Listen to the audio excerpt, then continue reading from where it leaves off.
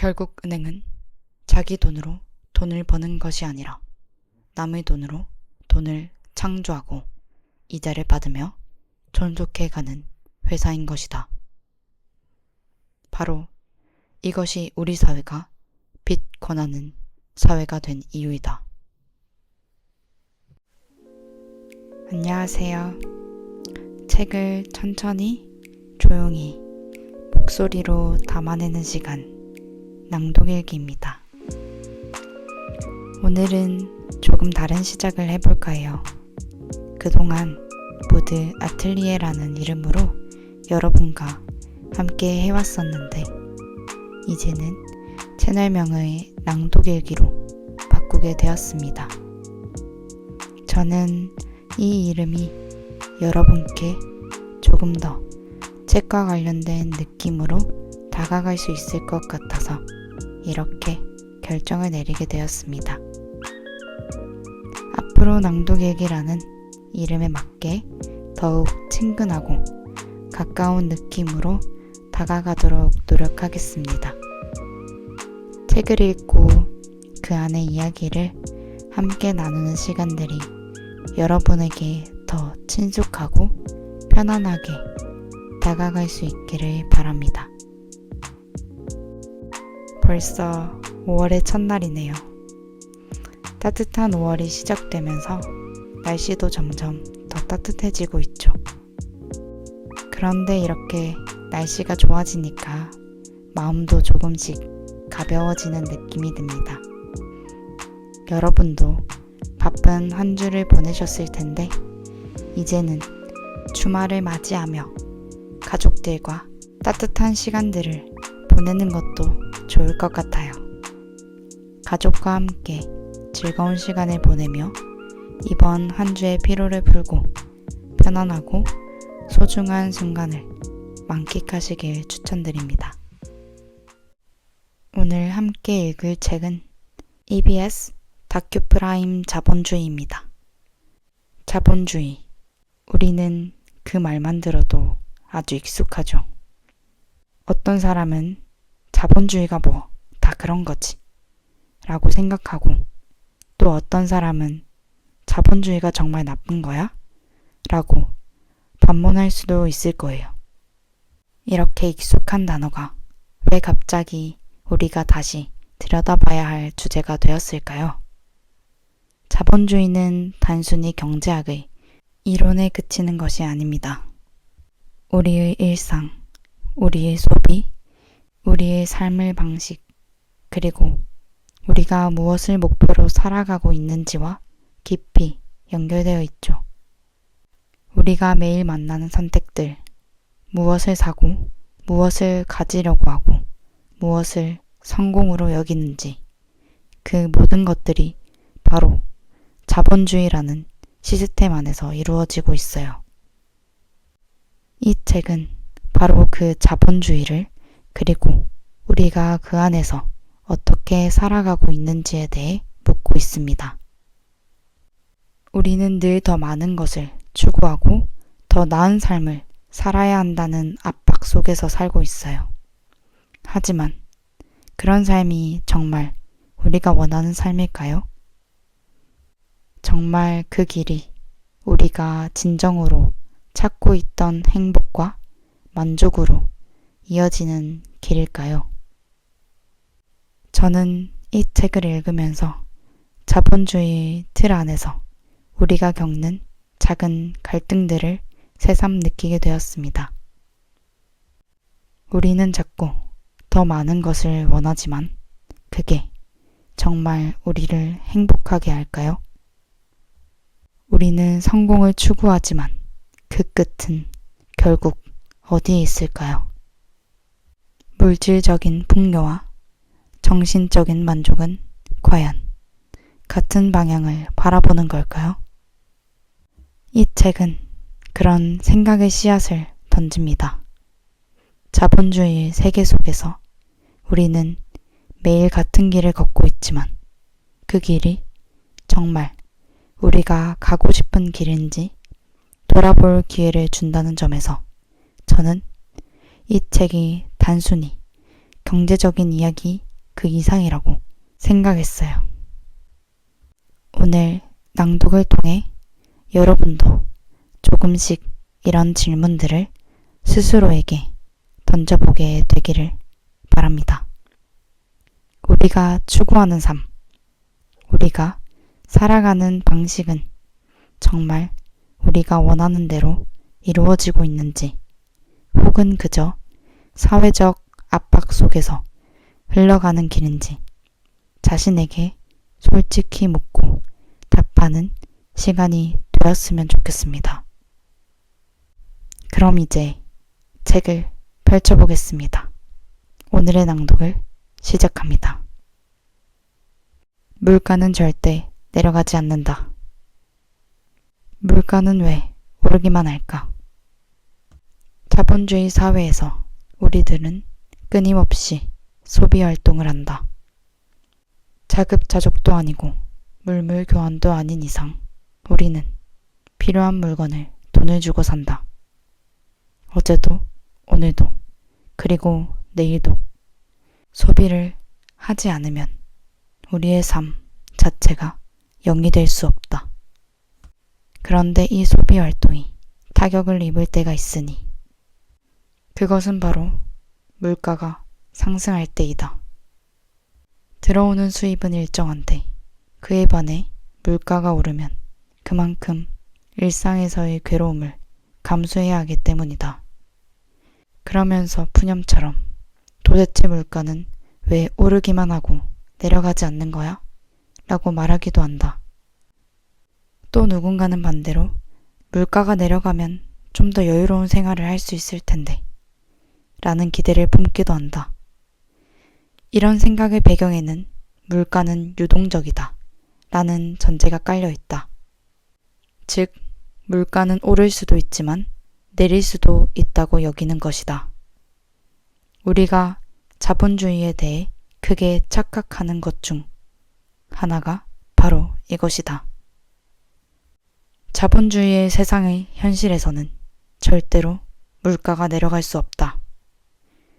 자장면의 예를 들어보자. 지금으로부터 50년 전 자장면 한 그릇의 가격은 15원이었다. 그런데 요즘에는 보통 4,000원에서 5,000원은 내야 한 그릇을 먹을 수 있다. 50년 동안 무려 300배 이상 올랐다는 이야기다. 그러는 동안 자장면의 가격은 단 한 번도 내려간 적이 없다. 간혹 소비자 물가 안정 또는 소비자 물가 하락이라는 신문 기사가 게재되기도 한다. 이런 기사를 보면 우리는 올랐던 물가가 내려가고 안정세를 취한다는 느낌을 받는다. 하지만 이것들은 돈의 흐름이 막혔을 때에나 생기는 일시적이고 지엽적인 것에 불과하다. 소비가 둔화되면 일시적으로 물가가 정체되거나 하락할 수 있지만 이는 또 다른 면에서 부작용을 발생시킨다. 가장 대표적으로 고용이 불안정해짐으로써 서민들은 더 큰 피해를 입게 된다. 소비가 활성화되지 않으니 기업들은 더 많은 제품을 생산할 필요가 없어지고 그에 따라 현재 일하고 있는 사람들은 계속 고용할 필요가 없어진다. 결국 소비가 둔화되면 근로자들은 일자리를 잃게 되는 것이다. 그러니 소비 둔화에 따른 물가 안정은 당장 내 주머니에서 나가는 돈을 줄일 수는 있지만 아예 일자리를 잃을 수도 있다는 더 큰 위험성을 가지고 있는 것이다. 교과서에 나온 수요와 공급의 법칙. 그렇다면 왜 자본주의에서는 물가가 끊임없이 상승하는 것일까? 우리는 학창시절 물가가 결정되는 원리를 배운 적이 있다. 그것이 바로 수요와 공급에 관한 법칙이다. 가격이 오르면 소비자는 수요를 줄이지만 가격이 낮아지면 소비자는 수요를 늘리기 때문에 수요 곡선은 오른쪽 방향으로 하향하는 모양새를 띈다. 생산자는 가격이 오르면 생산량을 늘리고 가격이 내리면 생산량을 줄이기 때문에 공급 곡선은 오른쪽 방향으로 상향하는 모습을 보여준다. 이 두 곡선이 만나는 지점에서 가격이 결정된다는 것이다. 다시 말하면 수요가 많고 공급이 적으면 가격은 비싸지고 수요가 적고 공급이 많으면 가격은 싸진다. 하지만 뭔가 이상하다. 자장면 값이 계속해서 오르기만 한다는 것은 결국 50년 전부터 공급이 지속적으로 부족해 왔다든가 아니면 반대로 수요가 계속해서 늘어났다는 것을 의미하지 않는가. 하지만 우리 사회의 공급이 정말 부족할까? 팔리지도 않는 물건들이 창고에 쌓여 있는 경우도 수없이 많지 않은가? 쉽게 이해가 되지 않는다. 그렇다면 반대로 공급에 비해서 수요가 계속해서 늘어난 것일까? 우리의 일상에 비춰보면 이것도 이해가 쉽지만은 않다. 수요가 많다는 것은 국민들이 돈이 많아서 계속해서 뭔가를 사들인다는 말인데 우리의 경제생활이 그만큼 나아졌다는 의미일까? 월급이 다소 오른다고 해도 물가 또한 오르기 때문에 크게 생활이 나아지거나 많은 소비를 하기에는 무리가 있지 않은가 말이다. 결국 우리는 물가가 오르는 이러한 현상을 결코 수요와 공급의 법칙만으로 설명할 수 없다는 결론에 다다른다. 그렇다면 또 다른 법칙이 있다는 말일까? 물가가 계속해서 오른다는 비밀은 바로 돈의 양이 많아졌기 때문이다. 돈의 양이 많아지면 돈의 가치가 하락하게 되고 결과적으로 물가가 오르게 된다. 돈의 양이 많아지면 물가가 오른다. 무엇이든 양이 많아지면 그 가치가 하락하게 마련이다. 10명에게 10개의 빵이 주어졌다고 하면 빵은 매우 가치가 높다고 할 수 있다. 한 명이 단 한 개의 빵밖에 먹을 수 없으니 그 빵은 아주 소중하게 여겨지고 따라서 가치가 높다고 표현할 수 있다. 그런데 10명에게 1000개의 빵이 주어지면 어떨까? 아무래도 심리적으로 나에게는 빵이 많이 있어 라는 생각을 하게 되고 결과적으로 빵 한 개를 과거처럼 소중하게 생각하지 않는다. 즉, 빵의 양이 많아지면서 빵의 가치가 하락하는 것이다. 마찬가지로 돈의 양이 많아지면 돈의 가치가 하락한다. 돈의 가치가 하락하니까 결과적으로 물건값이 오른다는 결론에 이른다. 그러다 보니 빵의 공급량이 줄어들지 않아도 과거에는 1,000원을 주고 사던 빵을 이제는 5,000원을 주고 사야 한다. 물가가 오른다는 말은 같은 돈으로 살 수 있는 물건의 양이 줄어든다는 것을 의미한다. 예를 들면 2000년에 3,000원으로 고등어 한 마리를 살 수 있었다면 2010년에는 3,000원으로 달랑 고등어 꼬리밖에 사지 못한다는 것이다. 이는 곧 돈의 가치가 떨어졌다는 것을 뜻한다. 결국 물가가 오른다는 말의 진짜 의미는 물건의 가격이 비싸졌다는 말이 아니라 돈의 가치가 하락했다는 것이다. 금값을 보면 물가 상승을 좀 더 확실하게 알 수 있다.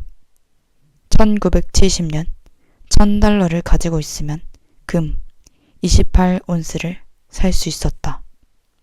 하지만 2012년 2월 현재 금 시세는 1온스당 1,738달러, 1,000달러를 가지고 있어봐야 1온스도 안 되는 0.58온스의 금을 살 수 있을 뿐이다. 가격이 무려 48배 이상 올랐다는 이야기다. 하지만 이는 곧 돈의 가치가 48배나 떨어졌다는 말과 동일하다. 이 모든 것이 다 통화량의 증대가 만들어낸 현실인 것이다. 그렇다면 이렇게 생각할 수 있다. 물가를 잡지 않기 위해서는 돈의 양을 조절하면 된다고. 돈이 많아지지 않으면 정상적인 수요와 공급의 법칙이 작동할 것이고, 그러면 물가는 오를 때도 있지만 내릴 때도 있는 것이 아닌가. 하지만 안타깝게도 자본주의는 이 돈의 양을 조절할 수 있는 힘이 없다. 아니, 보다 정확하게는 돈의 양이 끊임없이 많아져야만 한다. 그것이 바로 자본주의 사회이다. 돈의 양이 많아지지 않으면 우리가 살아가는 자본주의의 사회는 제대로 굴러갈 수 없다. 그것은 마치 직장인이 월급을 받지 않으면 생계의 위협을 받는다와 같은 너무도 당연한 말이다. 따라서 물가를 조절하기 위해서 돈의 양을 줄이라는 말은 곧 직장인들에게 월급을 주지 않을 테니 우리 회사를 위해 열심히 일하라는 말과 비슷하다. 안타깝지만 자본주의의 사회에서 물가가 내려갈 것이라고 기대하는 것은 순진한 생각에 불과한 것이다. 정부가 물가 안정 대책을 내놓는 이유. 자본주의 하에서 물가는 지속적으로 오른다고 했다. 그런데 한 가지 궁금한 점은 정부가 지속적으로 물가 안정 대책이라는 것을 내놓는다는 점이다. 정부의 이러한 대책은 과연 자본주의의 물가 상승을 막을 수 있는 것일까? 결론부터 이야기하자면 물가 상승의 속도를 억제할 수는 있지만 근본적으로 물가 자체를 낮추거나 고정시킬 수는 없다. 우리는 신문에서 가끔 이런 글을 볼 수 있다. 정부는 올해 소비자 물가 상승률이 1.7%에 머물며 안정세를 보일 것으로 전망했다. 이런 이야기를 들으면 대부분의 사람들은 물가가 안정되고 있나 보다 라고 생각하겠지만 여전히 1.7% 정도의 물가가 올랐다는 사실에는 변함이 없다. 즉, 소비자 물가가 안 올랐다는 이야기가 아니라 1.7%만 올랐다는 말에 불과하다. 물가 상승의 속도가 아주 빠르지 않고 다만 안정적으로 오르고 있다는 사실일 뿐이다. 결국 물가는 계속해서 오른다는 사실에는 변함이 없다. 사실 정부는 공공요금 억제나 세제상의 특혜, 유통구조의 개선을 통해 물가 안정 대책을 추구하고 있긴 하다. 그러나 그 자체가 자본주의 시장 원리에 부합하지 않기 때문에 광범위하게 적용할 수 없다는 한계가 있다. 은행은 있지도 않은 돈을 만들어낸다. 돈은 신용이다. 그렇다면 돈의 양은 왜 많아져야만 할까? 그리고 돈의 양은 어떻게 많아질 수 있는 것일까? 이 비밀을 풀기 위해서는 누구나 한 번쯤은 해보았을 예금과 대출이라는 것에 대해 알아봐야 한다. 우리는 흔히 예금을 하면 우리의 돈을 은행에서 보관하고 있다고 생각한다. 그리고 대출을 받을 때 은행의 금고 속에 있던 돈, 즉 누군가가 은행에 예금한 돈을 나에게 빌려준다고 생각한다. 그리고 이 생각은 너무도 당연한 것처럼 여겨지는 것이 사실이다. 하지만 이는 우리가 은행에 대해 너무도 모르기 때문에 하는 착각에 불과하다. 우리는 흔히 돈은 조폐공사에서 찍어낸다고 말하지만 실제 우리가 실물로 만지는 돈은 전체 돈의 극히 일부에 불과하다. 나머지는 우리가 만질 수 없는 돈, 즉 숫자로만 찍히는 가상의 돈이다. 전문가들의 이야기를 들어보자. 니얼 퍼거슨. 돈을 말할 때 대부분의 사람들은 5달러 지폐와 같은 돈을 머릿속에 떠올립니다. 지폐 또는 동전 같은 것만 상상하는 것이죠. 물론 그것도 돈의 일부입니다. 하지만 사실 대부분의 돈은 눈에 보이지 않습니다. 앨런 브라운. 사람들은 정부 인쇄기를 보고 정부가 돈을 만든다고 생각합니다. 하지만 그게 돈을 만드는 방식이 아닙니다. 돈은 이렇게 만들어진다. 그렇다면 돈은 어떻게 만들어지는 것일까? 그 비밀은 은행이 예금을 받고 대출을 해주는 과정에 있다.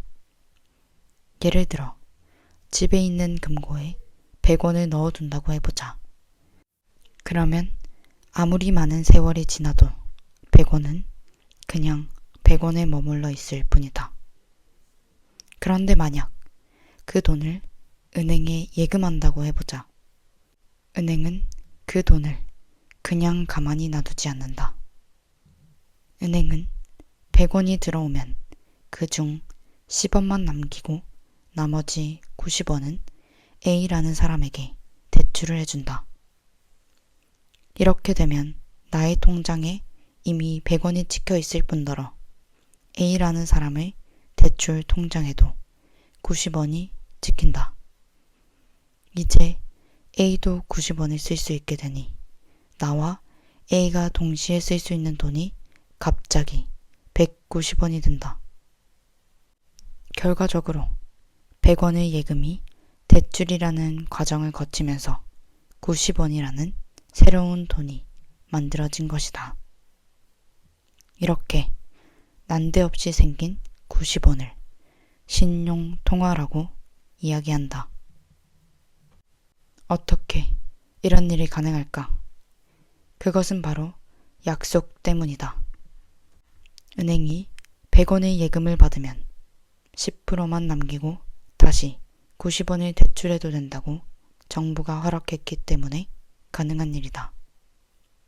그리고 이러한 허락과 약속은 1963년 미국 연방준비은행인 FRB에서 만든 업무 매뉴얼인 현대금융원리에도 나와 있다.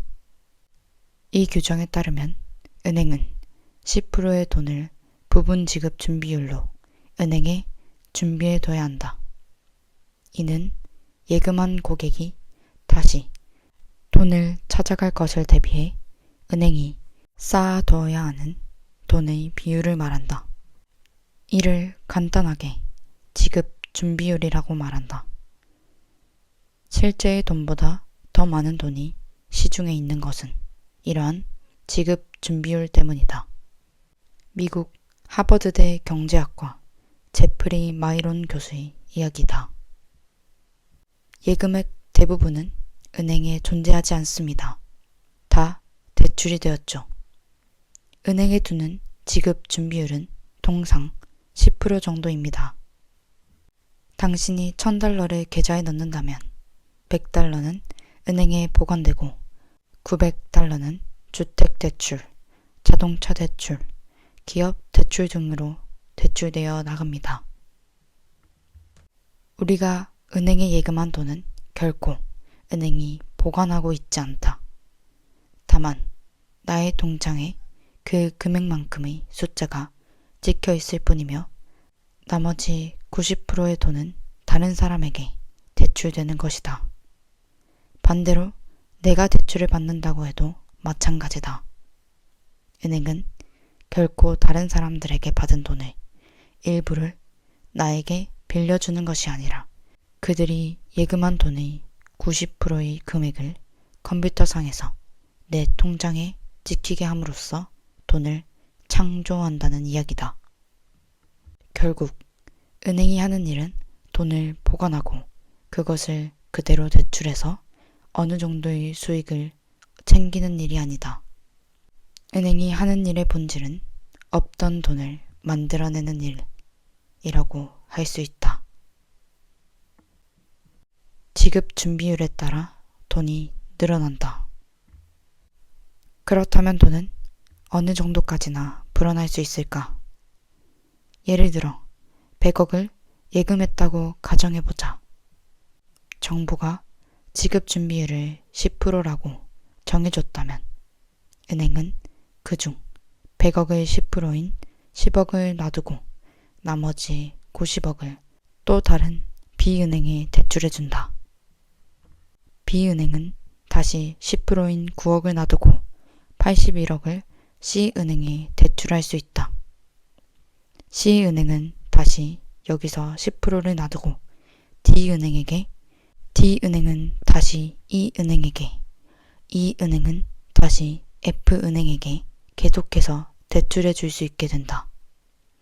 그 결과 애초에 있었던 100억부터 합하면 100억 플러스 90억 플러스 81억 플러스 72억 플러스 이렇게 총 1,000억이라는 엄청난 돈이 새롭게 창조되는 것이다. 결과적으로 돈이란 우리가 서로 주고받는 그 무언가가 아닌 은행이 창조해낸 결과물이다. 이렇게 있지도 않은 돈을 만들어내고 의도적으로 늘리는 이런 과정을 우리는 신용창조, 신용팽창 등의 용어로 부른다. 사실 따지고 보면 새로운 돈이 생기는 과정은 무척 간단한 작업인 셈이다. 은행은 들어온 돈의 지급 준비율만큼 금액만을 남겨두고 그저 대출자의 예금담보계좌에 손으로 숫자를 타이핑만 하면 된다. 미국 하버드대 역사학과 니얼 퍼거슨 교수는 이렇게 표현한다. 우리는 돈이 은행에 있을 것으로 생각합니다. 현금 인출기로 바로 찾을 수 있기 때문입니다. 하지만 실제로는 이론상 은행에 있는 것입니다. 돈은 거의 눈에 보이지 않고 단지 컴퓨터 화면에 입력된 숫자로만 보입니다. 제프리 잉햄 영국 케임브리지대 사회학과 교수의 말을 들어보자. 지불에 대한 약속입니다. 신용인 거죠. 모든 돈은 신용이에요. 우리나라의 통화량 증가 그래프와 물가 상승 그래프를 보면 두 곡선이 거의 일치하고 있다. 이것은 통화량과 물가가 어떤 상관관계를 맺고 있는지 아주 명확하게 보여주는 것이다. 이처럼 통화량이 증가해서 화폐의 가치가 떨어지고 물가가 오르는 경제현상을 우리는 통화팽창, 즉 인플레이션이라고 말한다. 결국 자본주의 경제체제는 돈으로 굴러가는 사회가 아니라 돈을 창조하는 사회라고 해야 보다 정확할 것이다. 그리고 그러한 사회를 만들어가는 가장 핵심은 바로 은행이라는 존재가 있다. 은행이 있기 때문에 돈의 양이 늘어나고 따라서 물가가 오른다. 우리는 흔히 물가가 오르는 것이 경제활동이 어려워졌기 때문이라고 말한다. 또 실제로 많은 기업들이 물가를 올리면서 원자재 가격이 올라서 어쩔 수 없이 물가를 올릴 수밖에 없다고 말하기도 한다. 하지만 그것은 지극히 표면적인 설명일 뿐이다. 원자재 가격이 오르는 것 역시 돈의 양이 늘어났기 때문이다. 물가가 오르고 근본적인 원인은 소비가 늘어나기 때문도 아니고 기업이 더 많은 이익을 취하기 때문도 아니다. 그것이 바로 은행 때문이며 은행을 중심으로 움직이는 자본주의 시스템 때문이다. 책을 마무리하며 자본주의라는 주제를 다시 한번 되새겨보게 되었습니다. 자본주의는 단순히 경제 시스템이나 이론에 그치지 않습니다. 이것은 우리의 삶, 우리의 가치관, 우리의 선택에 깊은 뿌리 내린 구조죠. 우리는 그 속에서 살아가고 있지만 그 안에서 내가 어떤 사람으로 살아가야 하는지 스스로 묻는 순간이 필요하다는 생각을 했습니다. 오늘 읽은 책에서는 자본주의가 만든 거대한 구조 속에서 우리가 어떻게 살아가고 있는지, 그리고 진정 원하는 삶은 무엇인지에 대해 질문을 던졌습니다. 그 질문들은 단순히 책 속에서만 끝나는 것이 아니라 실제로 우리의 삶 속에서도 계속되고 있는 물음입니다. 책을 읽으면서 우리는 왜 끊임없이 더 많은 것을 원할까? 그것이 우리에게 진정 필요한 것일까? 더 많이 가질수록 우리는 더 행복할까? 이런 질문들이 제 마음속에 계속 울려 퍼졌어요. 책을 읽고 나서 자본주의라는 시스템이 얼마나 거대한 영향력을 가지고 있는지, 그리고 그 속에서 우리가 얼마나 더 많은 것을 추구하며 살고 있는지에 대해 깊이 생각하게 되었습니다. 하지만 그 끝은 결국 빈틈이 느껴졌어요. 자본주의는 우리가 원하는 것을 끊임없이 제시하지만 그 안에서 진정으로 내가 원하는 삶을 찾는 것은 정말 어려운 일이라는 생각이 들었죠. 책 속에서 이 구조적 문제를 짚어주는 부분들이 많았고, 저 또한 그 문제를 내 삶에서 어떻게 마주할 것인가 고민하게 되었습니다. 그리고 가장 중요한 점은 결국 자기 자신을 잃지 않는 것이 아닐까 하는 생각이 들었습니다. 자본주의 사회 속에서 우리는 성공을 추구하지만 그 의미가 정말 내게 맞는 것인지 고민하고 내가 진정 원하는 삶이 무엇인지 끊임없이 되돌아봐야 한다는 점에서 큰 깨달음을 얻었습니다. 책을 통해 배운 점은 자본주의라는 시스템을 단순히 비판하거나 경멸하는 것이 아니라 그 속에서 우리가 진정 원하는 삶을 살아가기 위해 어떻게 균형을 맞출 수 있을지에 대한 질문이었어요. 우리는 끊임없이 더 나아져야만 한다는 압박 속에 있지만 그 속에서 자기 자신을 지키는 것이야말로 진정한 성공이라고 느꼈습니다. 여러분이 오늘 이 책을 읽으며 떠오른 생각들은 무엇인가요?